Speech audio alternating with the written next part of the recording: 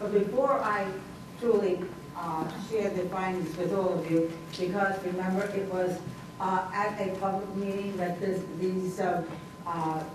situation was raised, I owe it to all of you who are sitting here and those who are sitting there to give you the information that I've received.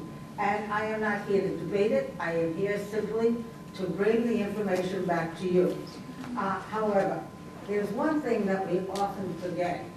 Sometimes we need to say thank you and to appreciate the work that our public servants do.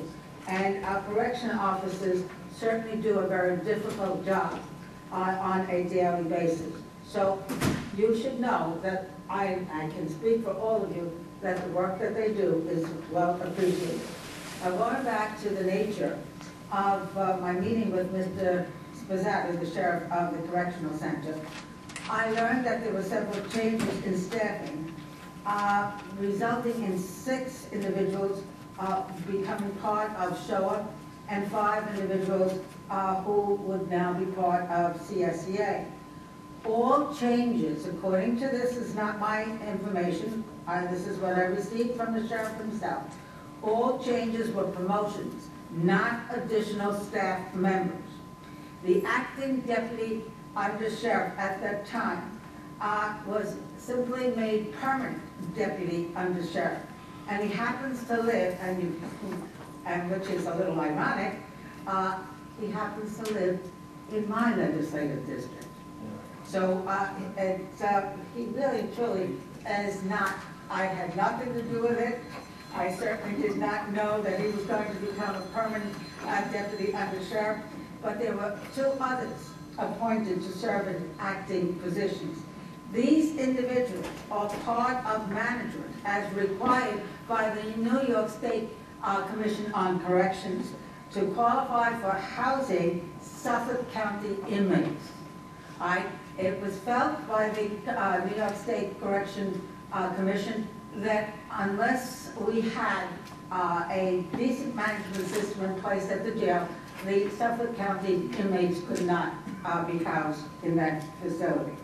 The other promotions included, and remember what I said, they're not additional staff, included a CC lieutenant and a CC sergeant. And in addition, 4 corporals were returned.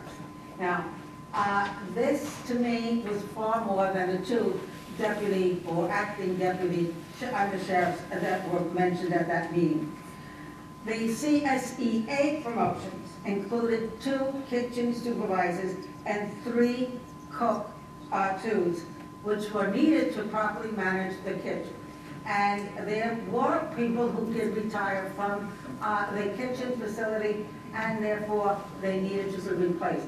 There are guidelines set by not only the Correction Commission, but also by the Civil Service Commission regarding these positions.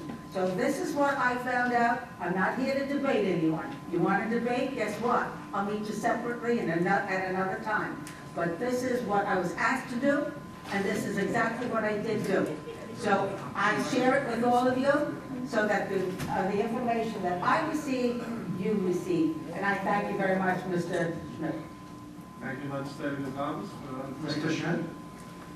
Legislator Denberg. With regard to what Legislator Gonsalves just reported. He says she'll meet you anywhere, anytime. Yeah. Right here, we have nothing.